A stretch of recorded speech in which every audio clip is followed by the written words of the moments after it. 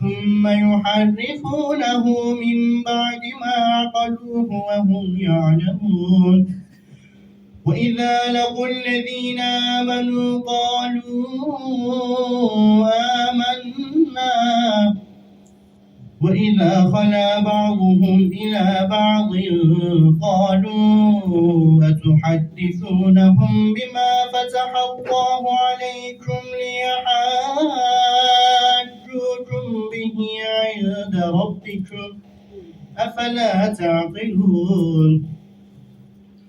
أولا يعلمون أن الله يعلم ما يسرون وما يعلنون ومنهم أميون لا يعلمون الكتاب إلا أماني وإن هم إلا يظنون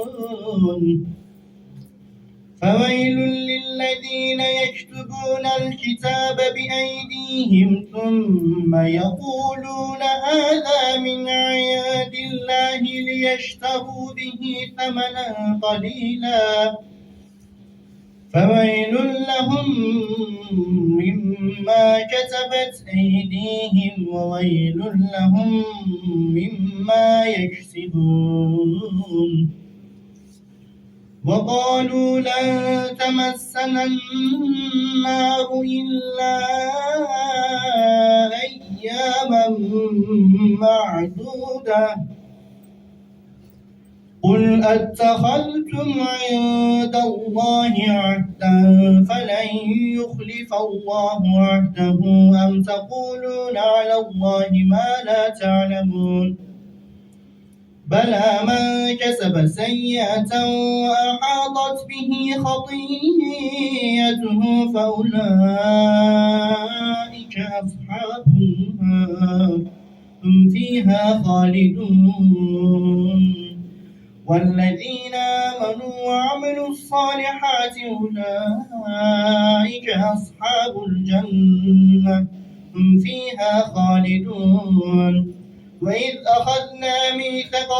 ميثاق بني إسرائيل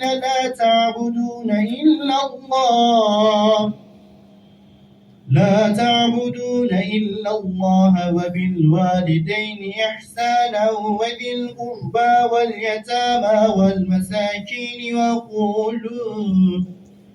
والمساكين وقولوا للناس حسنا وأقيموا الصلاة وآتوا الزكاة ثم توليتم إلا قليلا منكم وأنتم معرضون وإذ أخذنا ميثاقكم لا تسفكون دماءكم ولا تخرجون أنفسكم من دياركم ثم أقررتم وأنتم تشهدون ثم أنتم هؤلاء تقتلون أنفسكم وتخرجون فريقا منكم من ديارهم تظاهرون عليهم بالإثم والعدوان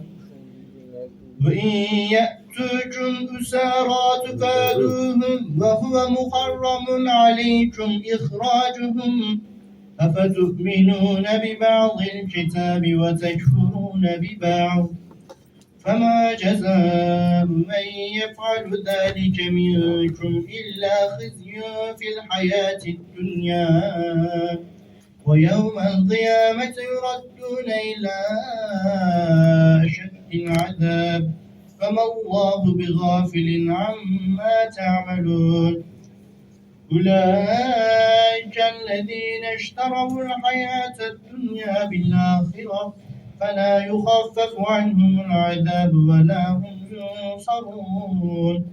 ولقد آتينا موسى الكتاب وقفينا من بعده بالرسل وآتينا عيسى ابن مريم البينات وأيدناه بروح القدس أفكلما جاءكم رسول بما لا تهوى أنفسكم استكبرتم أفريقا كذبتم وفريقا تقتلون